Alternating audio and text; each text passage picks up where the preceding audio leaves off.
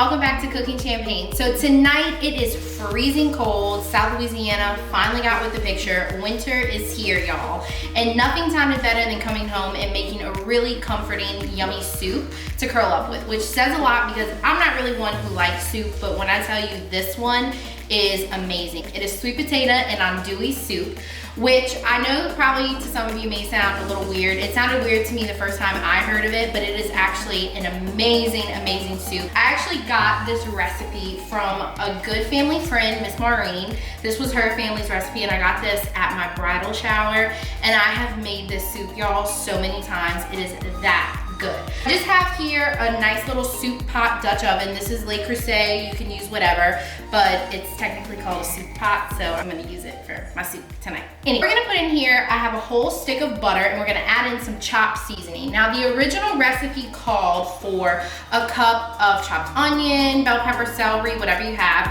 I oftentimes, especially for like weeknights, like to use pre-chopped seasoning blends. I don't have all three of them, it's really not that big of a deal.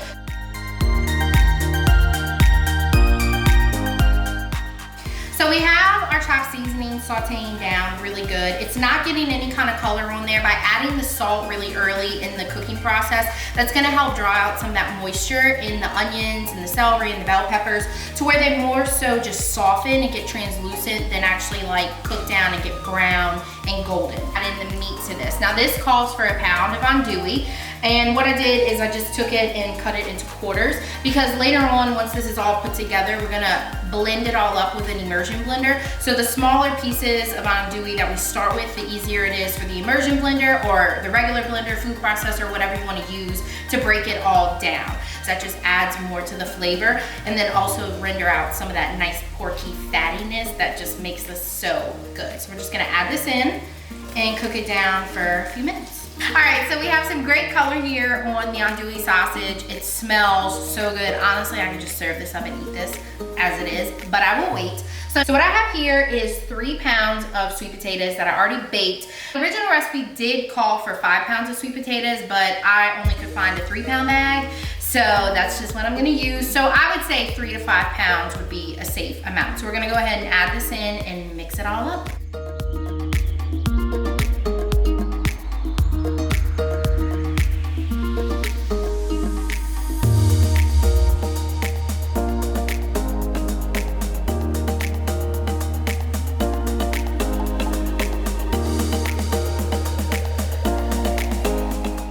Oh my God.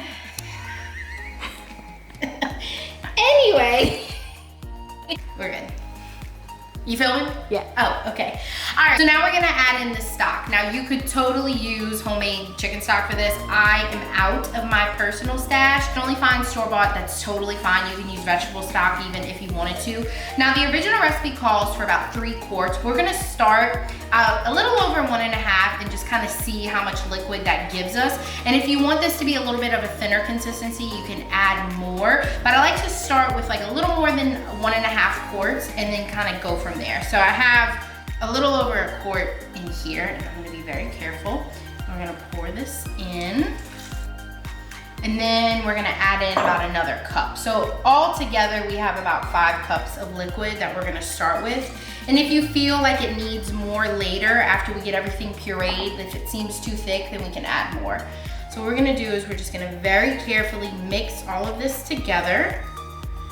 And then we're gonna bring it to a boil and let it simmer for about like 10 or 15. And then we're gonna come in and we're gonna puree all of this till it gets silky and smooth and it's gonna be so good.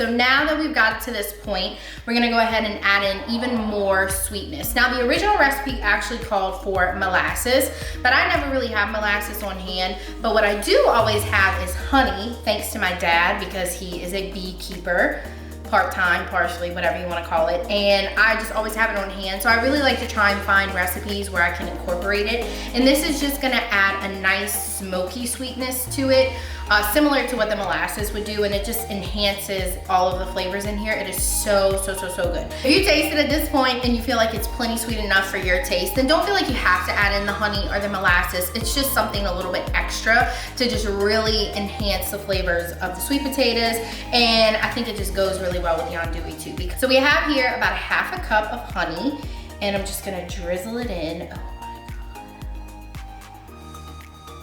As if this wasn't decadent enough. So about a half a cup of some honey, and we're just gonna mix it all in, and we're just gonna let this simmer for another like 5 to 10 minutes or so. If you wanted to eat it now though, by all means do that. Oh my gosh, y'all, this looks so good. I'm gonna serve it up. And one of my favorite ways to eat this is with some like toasted croutons or even like a grilled cheese on the side. But it is so rich and decadent enough on its own that you really don't even need it. But because I can't leave well enough alone and I just want to add to the richness and creaminess of this soup, is I actually have a little warm cream here that I'm just gonna drizzle on top, because why would I just stop there?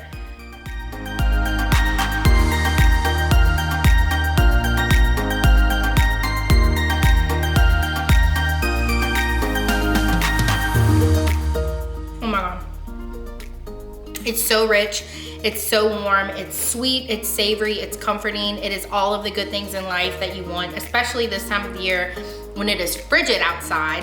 Just to come home and curl up with a soup like this is just beyond amazing, and you just can't beat it.